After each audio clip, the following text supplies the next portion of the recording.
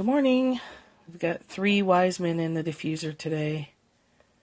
And I'm Michelle Wolf at Caddyshack Designs that you can see on the cup right there.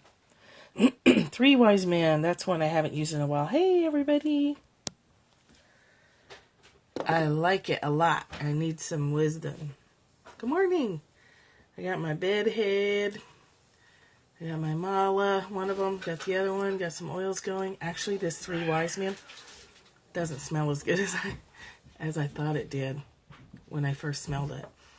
So I like it, but it smells extra strong. Good morning, good morning. Heath, will you? Yeah. It's a cat fighting. It's myrrh and frankincense and juniper. It smells strongly of juniper. Thank you.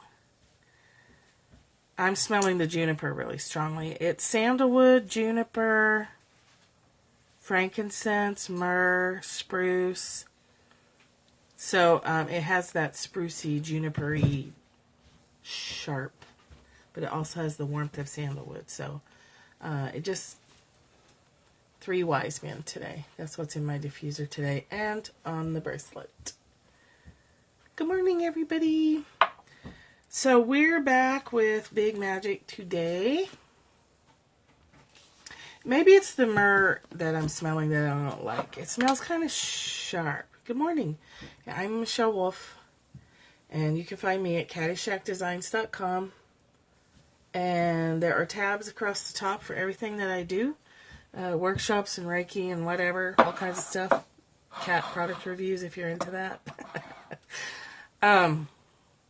Today is the last day to sign up for the Men's Desire Map Workshop. It's just dm4men.eventbrite.com.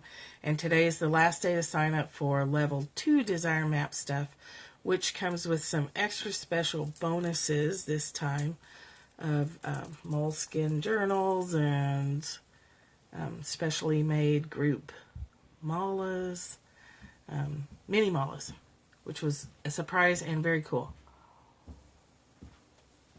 Last day to sign up for that because I have to get stuff in the mail tomorrow because Monday's President's Day. So that's business. We'll just get that out of the way. It's a super cool surprise.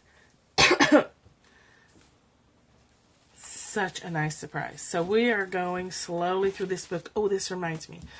If you're not following Elizabeth Gilbert on Facebook, please do. Yesterday she posted a process. Well, she went through a lot of stuff, and then near the bottom of her post, it's a long one, but it's worth reading, was a process for talking to yourself when you are, how we talk a lot about recognizing your negative emotions, what we would call negative, and maybe not, trying not to label them so much, and that nothing shifts until it's fully accepted. So, she has a cool way of doing that. So she says she's using third person, and I did some of this last night, but I used it with me. She says, Liz, I love the part of you that's thinks this is all bullshit right now. Or, whatever. I love the part of you that's feeling jealous right now. So it's just catching whatever so-called negative thing you're feeling and just telling yourself, I love that part of you. It doesn't matter. It's okay. I love that part of you too.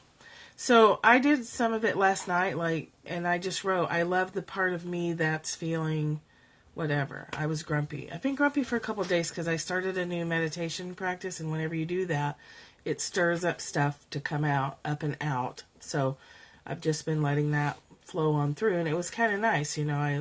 I love the part of you that feels grumpy. I love the part of you that thinks this is all bullshit. And I did write that because there is a part of me that thinks that all of this is a waste of time and it's garbage. There's a part of me that thinks that.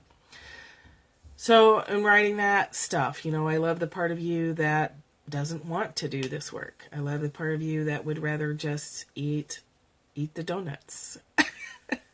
It was really cool. A lot of stuff came up. A lot of stuff that, a lot of things that I actually wasn't even consciously aware of that were kind of under the surface feeling negative, grumpy, just grumpy.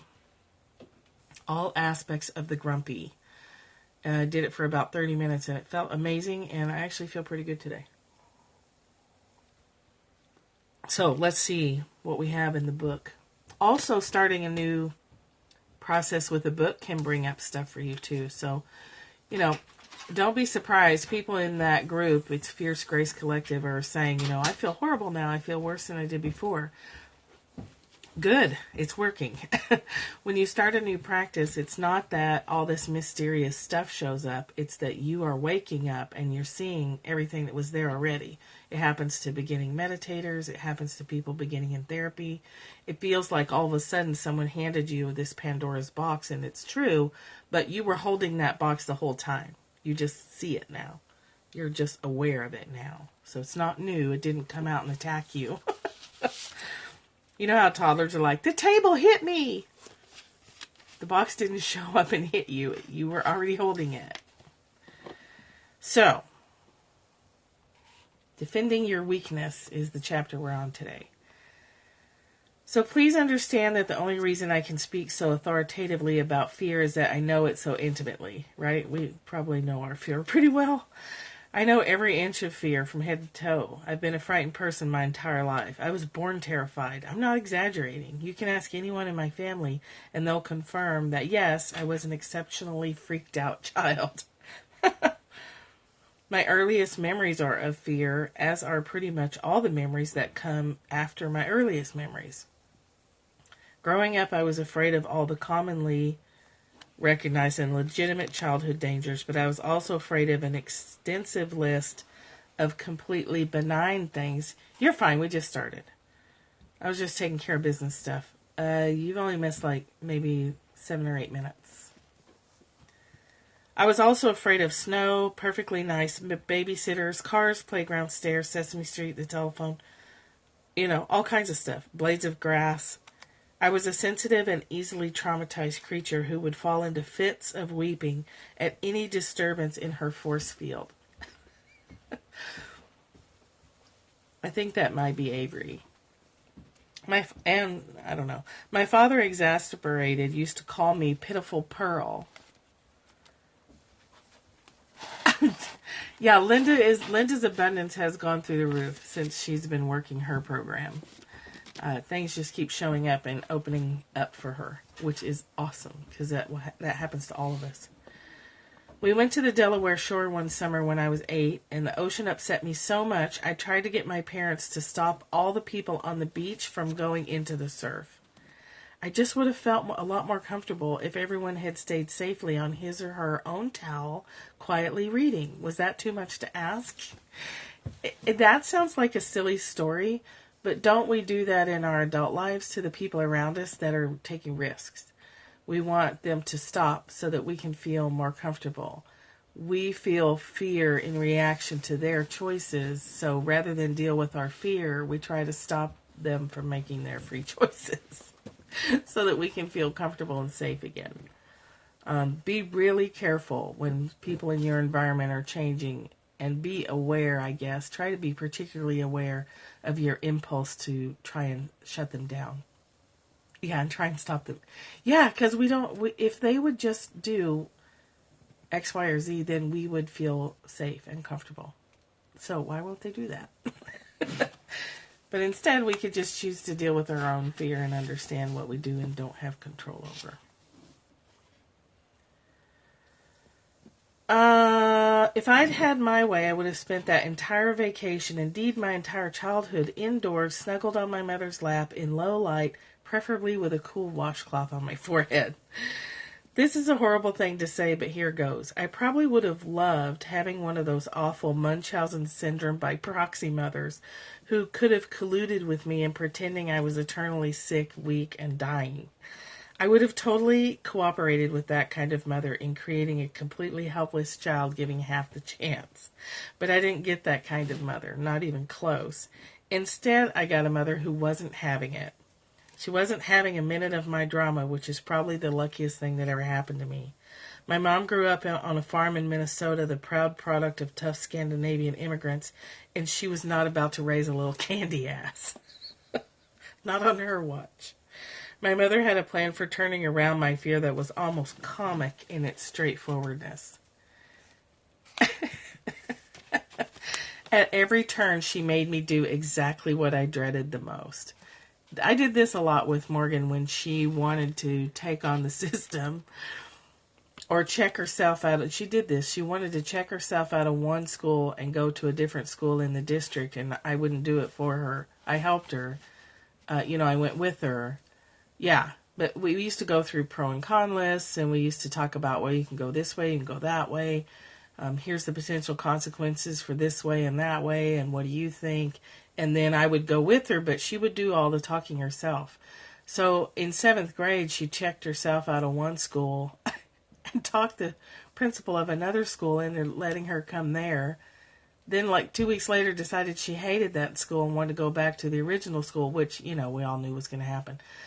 So she had to go to that principal and meet with him and talk to him and then go to the other principal. And it was great for her. She can negotiate her own stuff.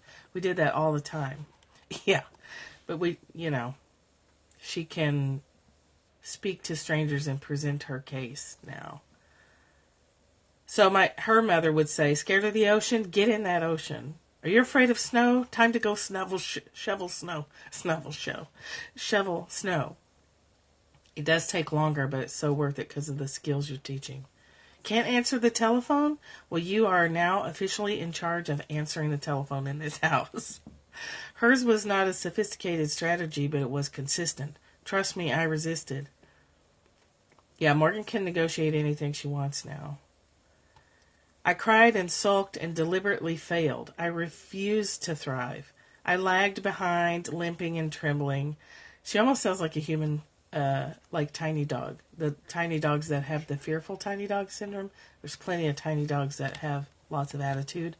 But the tiny dogs that are scared of everything, she sounds like that. I lagged behind, limping and trembling. I would do almost anything to prove that I was emotionally and physically totally enfeebled.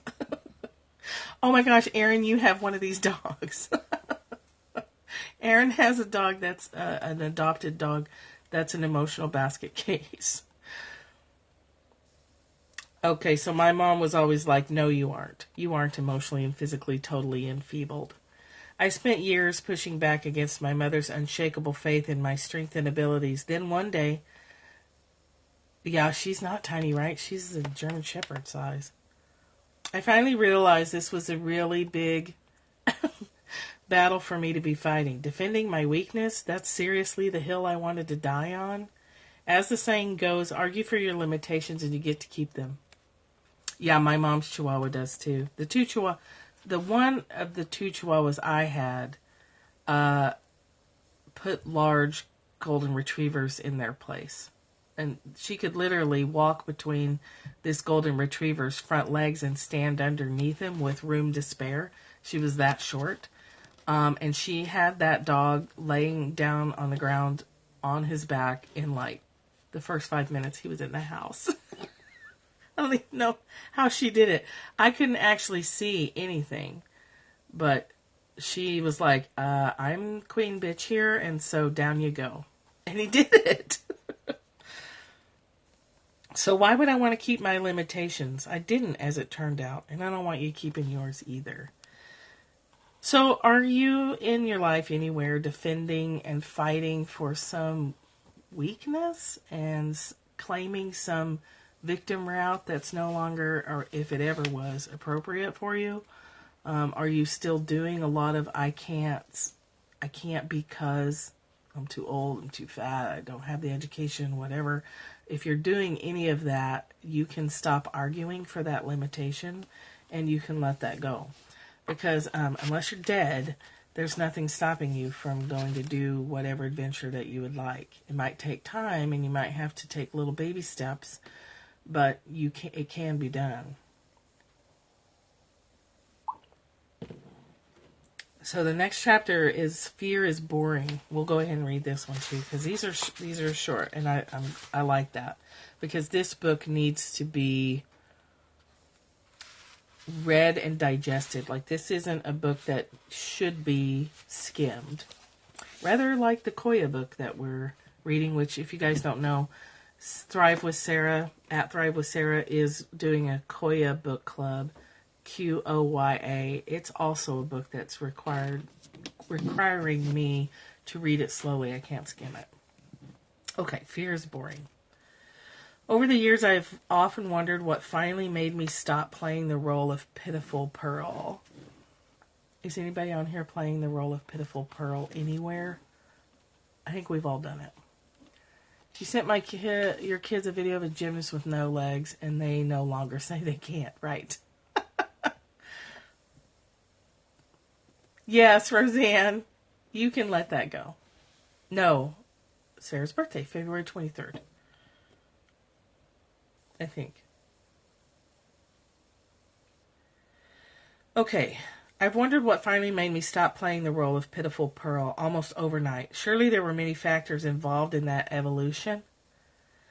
The tough mom factor, the growing up factor, but mostly I think it was this. I finally realized that fear was boring.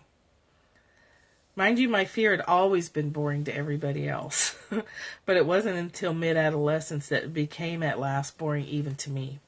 My fear became boring to me, I believe, for the same reason that fame became boring to Jack Gilbert, because it was the same thing every day, right? When we were talking about this on Facebook, my friend Bev, something about whining. When you get sick of your own shit inside your own head, then it's time to just, there's time to acknowledge your feelings and sit with them and, witness them and do all that work. And then there's a time to do, okay, go, get up. Then it's bad, yeah. So you will know, if you're doing a daily practice, you'll know when it's time to sit with your wounds, and you'll know when it's time where it's just become a habit. Where the wound is long since gone, but now you're habituated into playing pitiful Pearl, and you'll know the difference. Sometimes things are dragging on because you need that acknowledgement and that time. And sometimes things are dragging on because it's just become a habit. You're just used to it. So then it's time to do something different. And no one can tell you when that time is. Your family, your therapist, or your coach, or whoever, if you're even working with anybody, no one gets to tell you when that time is, but you'll know for yourself if you're paying attention. Okay, so around the age of 15, I somehow figured out that my fear, sometimes because I'm just being a baby, yeah. I think we all have those times where we just want to pout because we're not getting our way and we just want to be a big baby about stuff. I had a big baby day yesterday because the state of Georgia does things, I know this will shock you, but they do things pretty backwards. Right, you can love the big baby part, the big whiny baby. So Georgia's making us jump through a ton of hoops with my husband's truck because it's on a salvage title. And I guess Colorado, giving it a state certified salvage title isn't good enough for them. So we basically have to retitle the truck, which is about $300. So I had a big whiny piss and moan party yesterday. I was totally pitiful Pearl yesterday. All that stuff. I know. What a shock, right? It's just crushed your hopes and dreams about the South, hasn't it? Oh, the hillbilly is strong. It's quite a racket they've got going. Yeah, we have to redo the whole thing. So that hit me. I got really annoyed with that yesterday and grumped around it for a long... Oh, yeah. I think South Carolina might be a little bit more backwards. South Carolina, did you guys know this, has only had legal tattooing for 5 years or so. What? I didn't know tattooing was ever illegal. South Carolina just got tattooing. Well, you knew. I was like, what? Did you know that? Yeah, you're South Carolina property, so you can't get tattooed. Yeah. It's like being in jail. You're state property, so you can't alter your body any way, shape, or form. Oh, yeah. So we've got a little ranting in the background over South Carolina treating their citizens as if they belong to the state. Yes. Yes, definitely. Please do. That energy is needed desperately. I know. He's all, God, government, God, back. They love you. Yeah. Yeah. Yeah. That's why we should all join together and take this motherfucker over. That's government tells us what to do with our bodies. That's what is exactly what he's in the background. They treat you like state-owned property. Oh my God. Okay. So when Elizabeth Gilbert. If you come East Coast, you're going to have Michelle in your classes and Tanya in your classes, and you're going to have 2 new teachers on your hands for the East Coast. At 15, she figured out her fear had no variety, no depth, no substance, no texture. Fear never changed. It never delighted, never offered a surprise twist or an unexpected ending. My fear was a song with only one note. Yes, and he's packing. Yeah, we're all moving to Canada if Trump gets elected. Fuck that, we're going to Alaska, bud. Alaska's still part of America. Not if they're out in the bush where they can't find you. Okay, fear is a song with only one note. And eventually you get tired of that plink, plink, plink, plink, playing that same note over and over again. And only one word actually, and that was stop. He wants to go to Alaska real bad. My fear never had anything more interesting or subtle to offer than that one word repeated at full volume on an endless loop. Stop, stop, stop, stop. Which means that my fear always made predictably boring decisions. Yes, I'm with you, Catherine. Like choose your own ending book that always had the same ending, nothingness. I also realized that my fear was boring because it was identical to everyone else's fear. I figured out that everyone's song of fear has exactly that same tedious lyric. Northern Finland. I could go for that. Stop, stop, stop is that same tedious lyric. True, the volume may vary from person to person, but the song itself never changes. All humans are equipped with the same basic fear package when we were being knitted in our mother's wombs, and not just humans.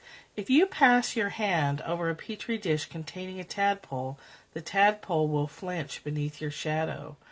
That tadpole cannot write poetry, it can't sing, it will never know love, jealousy, or triumph. It has a brain the size of a punctuation mark, but it damn sure knows how to be afraid of the unknown. Well, so do I. So do we all. But there's nothing particularly compelling about that. Do you see what I mean? You don't get any special credit, is what I'm saying, for knowing how to be afraid of the unknown. Fear is a deeply ancient instinct. It's an evolutionarily vital instinct. But it ain't especially smart. For the entirety of my young and skittish life, I had fixated upon my fear as if it were the most interesting thing about me, when actually it was the most mundane. Time to let the fear go. Unless you need it in a survival situation. No credit for best suffering. Yeah, no credit for most fear. My fear was probably the only 100% mundane thing about me. I had creativity within me that was original. I had a personality within me that was original. I had dreams and perspectives and aspirations within me that were original, but my fear was not original in the least. My fear wasn't some kind of rare artisanal object. It's not like fancy goat cheese. It was just a mass-produced item available on the shelves of any generic box store. And that's what I wanted to build my entire identity around, the most boring instinct I possessed, the panic reflex of my dumbest inner tadpole. No. No, thank you. There's some fear that's appropriate. Yeah. There's other fear, like what she's talking about, that is mundane and boring and flat and one note and absolutely not worth your time. It's the survival instinct gone wrong. There is a book that should be read, at least by all women, and the title is Fear. And it's written by a man who analyzed tons and tons of responses to crimes. It's kind of a hard read, but it's a good one to distinguish between actual survival fear that is useful to you and actually should be acknowledged more often, your instinctual, something's wrong with this situation kind of fear. I don't know. It's a man. Or is it the gift of fear? I think it might be the gift of fear. Try that. It's a blue cover. I know that's really helpful. I think it's the gift of fear. Yeah, it's been around.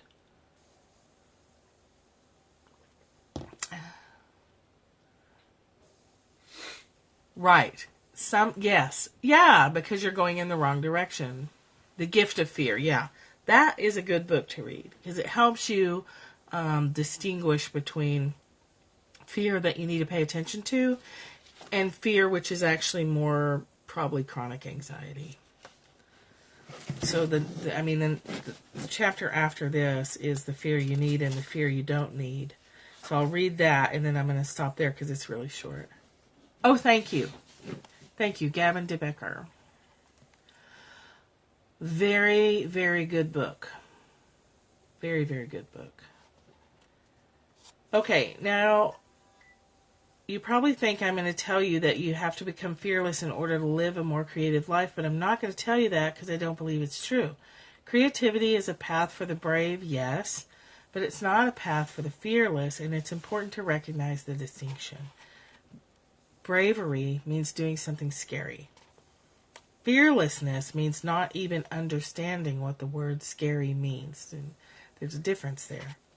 If your goal in life is to become fearless, then I believe you're already on the wrong path because the only truly fearless people I've met were straight-up sociopaths and a few exceptionally reckless 3-year-olds. And those aren't good role models for anybody. I read an article yesterday that said the reason that Donald Trump is scary is because he has no shame. He would fall into the fearless, absolutely maniacal category because nothing stops him. He doesn't have shame. He doesn't have any impulse to modulate anything that he says or does. He is the reckless 3-year-old. The truth is you need your fear for obvious reasons of basic survival. Evolution did well to instill a fear reflex within you, because if you didn't have any fear, you would lead a short, crazy, stupid life. You would walk into traffic. You would drift off into the woods and be eaten by bears. You would jump into giant waves. There's no good kind.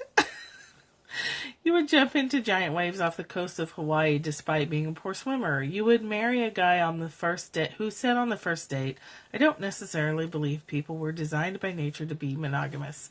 Yeah, don't marry that guy. So yes, you absolutely do need your fear, but you do not need your fear in the realm of creative expression. Seriously, you don't. That's a brilliant statement. Not the good kind of psychopath. You don't need your fear when you're being creative. When you're forming something that involves a creative expression, fear needs to be ignored totally. Just because you don't need your fear when it comes to creativity, of course, doesn't mean your fear won't show up, because it will, right?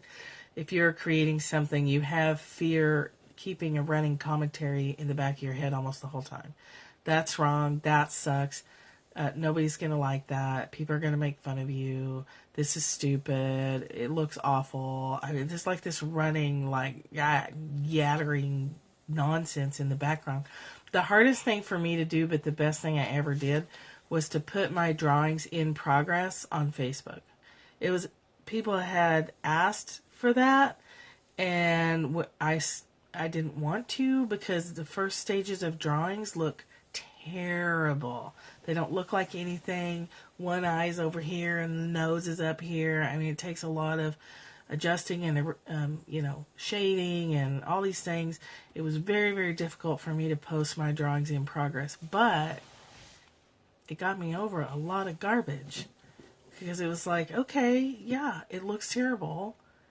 It's supposed to look terrible at this stage. Thanks. I got really supportive feedback, which is the only thing that kept me going. Yeah, so I was fortunate enough to have people give me that feedback that they enjoyed the process. So I was able to work through like the embarrassment. Like I would feel totally embarrassed at how horrible it looked until I did it enough that it's like at that stage it's supposed to look horrible. So it's just like when you're starting a meditation practice. It's just like going through the Desire Map workshop. If you're working that stuff, things can look pretty horrible in the beginning stages. And they're supposed to look horrible because you're in the beginning stages and you're cleaning the dirt out of the way so you can lay a new foundation. And that process is dirty and messy and weepy and whiny and angry and all those things. Because we can't see them outside of us, stuff sucks at first, but keep going. That's it. That's all you have to remember. Stuff sucks at first, no matter what it is. Any learning process, any creation process is dirty and messy and bloody and gross in the beginning. Just keep going because there's magic on the other side. Your husband is a good artist. He won't take commission work. What? Probably. Is he watching these scopes? He needs to get over himself. It's his responsibility to create the work and put it out there in the world, and then that's the end of his job. But it needs to go out in the world, because that's a gift. That kind of stuff breaks my heart. Okay. Fear always shows up in the beginning of these things, right? Because fear's song is stop, stop, stop, stop. Stop in the name of fear. It's garbage. Ignore it. Your fear will always show up, especially when you're trying to be inventive or innovative. Your fear will always be triggered by your creativity because creativity asks you to enter into realms of uncertain outcome. You don't know where that drawing's going. You don't know where that project's going. You just have to take it step by step. Fear hates uncertainty, right? We know that. Your fear, programmed by evolution to be hyper-vigilant and insanely overprotective, will always assume that any uncertain outcome is destined to end in a bloody, horrible death. Okay, that's the whole book of War of Art and Turning Pro, is detailed instructions on how to master that process. Your fear is like a mall cop who thinks he's a Navy SEAL.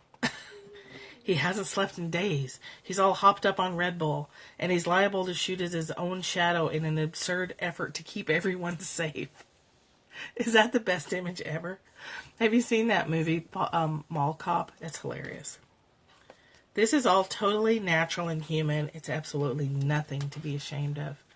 It is, however, something that very much needs to be dealt with. You've got to deal with this. You are the only person on the planet right now that has what's in you available to give to the world. The seal in the news. If you don't share it with us, you take it to your grave, and that opportunity of a lifetime was missed. And it might even be things that only your direct family benefits from it. If you think about it, you do things for your family that are your particular brand of big magic. That means your children do more magical things. That means their children do more magical things. People minimize their gifts if it's just, well, it's just something I do for my family. Well, so what? You're creating you're creating generational gifts and opportunities by doing your special big magic with your family members or your friends or your spouse. Because don't think for a minute that that doesn't impact them and the course of their life and the way they make decisions. If that's your gift to express, you're changing lives. It doesn't have to. We get hooked on this idea that things have to be so big. And I know, there's concepts of playing big and playing small, and that's not exactly what I'm talking about. But sometimes we won't do things because we think they're not big enough. Well, this isn't going to make it on Oprah, so I'm not going to bother. Or I'm not going to get big recognition for this. That's ego stuff, right? Well, I'm not going to do it because no one's going to even notice. But somebody will notice. Yeah, they're going to change the world. And some women would say, well, I'm just raising kids. Well, you're not just raising kids. You're raising the future. Small things matter. You never know when your smile or conversation with a person is going to be the smile or the conversation that keeps them from jumping off a bridge later that day, because you don't have access to that information. That's why speaking is so important. When you feel the impulse to speak, you have to speak. Yeah, just about that. Just about that. Mothering. Mothering is critically important. That's why telling yourself things like, so you feel the impulse to say something to someone or start a conversation with somebody, and you chop that off. Karaoke time. You don't know what you just denied to the person standing in front of you. And I know if you're on this scope, you're all big-hearted, giving people. But so what happens is we feel the impulse to say something, or we feel the impulse to create something, and then immediately fear steps in and says, stop. Don't. They're going to think you're crazy. They're going to judge you. They're going to make fun of you. And we stop the flow. And then we aren't stopping the flow just in that moment. We're stopping the flow for our lives. Because now what happens to that energy is just blocked. It doesn't have anywhere to go. Typically, it turns right around and becomes anxiety or depression. When you open creative flow, anxiety and depression often either goes away completely or it reduces insanely quickly. The energy's got to go somewhere. It's going to go out, or it's going to turn back on itself and be destructed inside of you. And you may have been in the right time at the right place to deliver a message to someone that was the answer to their prayer. So choking back words, which seems to be a theme in a lot of things lately, stop doing that. Okay? Just knock that shit off. Just stop doing it. Sometimes you might need to take some time in a chronic situation to think about how you're going to say what needs to be said. But if it needs to be said, then it needs to be said. Good thing you have no filter. Sarah's like the constant answer to everyone's prayers because she just blah, blah, blah, blah, blah. No filter. Yeah, just stop choking yourself off. You're denying the world an opportunity to have something wonderful come through you. And I know you're that kind of person or you wouldn't be on this scope. Because people who don't resonate with that don't stick around for long. They just are become the porno followers in your followers feed. Which, by the way, if you don't know, check your followers on Periscope. It frequently fills up with porn. And you need to go through and block those people. Or you can. I mean, you don't have to. I do because I don't like it. I don't want that. So I go through and block it. I have afternoon porn blocking parties. Go through and block like anywhere from like 5 to 25 porn bots, sex bots. Yeah. So check your followers list every now and then. Well, they're going to have to create an option for us to accept friend requests, follower requests like we do on Facebook and Twitter. Right. If you're new to Periscope or if you weren't in one of the groups that, was talking about all that, check your followers list periodically and it'll be lots of... Oh, Tanya, they were probably expecting like a show. They were probably like, when does the show start? Tanya accidentally turned her camera on and scoped for about 2 hours while she and her husband were sleeping. Yeah, and you don't have to scope. They just follow you. Oh, Instagram. Yes, I block a lot on Instagram and Twitter too. So today, here's your mission, should you choose to accept it today, is write that sentence somewhere. I love the part of me that fill in the blank. I love the part of me that whines and complains.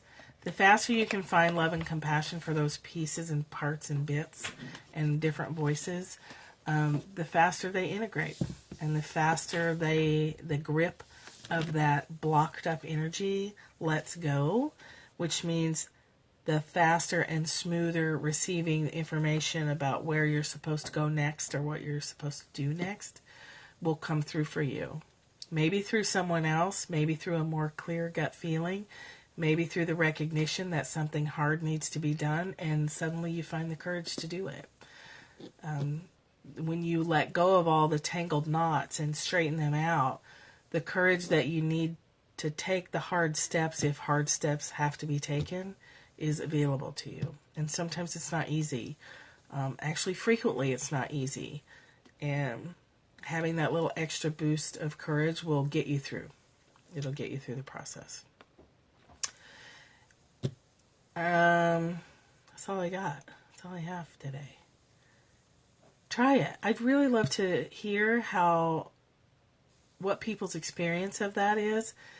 It's a nice, simple, easy way to practice self-experience through the day. It's super simple, and it was really powerful, surprisingly powerful. I tried it last night. Try it for yourself. I'm going to keep working with that and see where it gets me. See what ropes can become untangled or just fall away. See what happens. You got nothing to lose, right? So, okay. Tomorrow is, if you've finished a Desire Map workshop, tonight is our monthly call-in, check-in, question and answer session that starts at 8 p.m. Geronimo, ready to jump. Just go. Just jump. And then I'll be back tomorrow with the Tao Te Ching and Byron Katie stuff again. So thank you.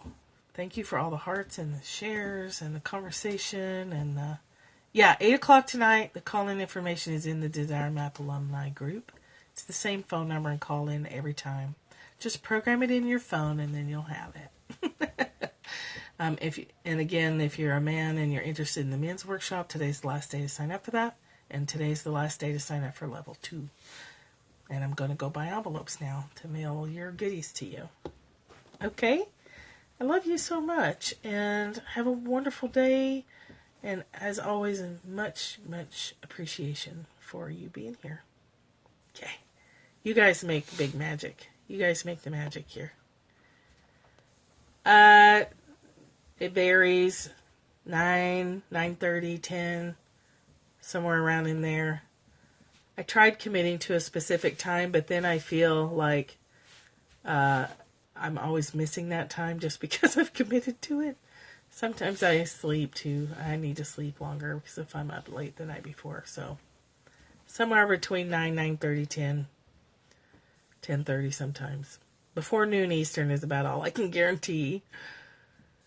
So, okay. Have a great day. Bye.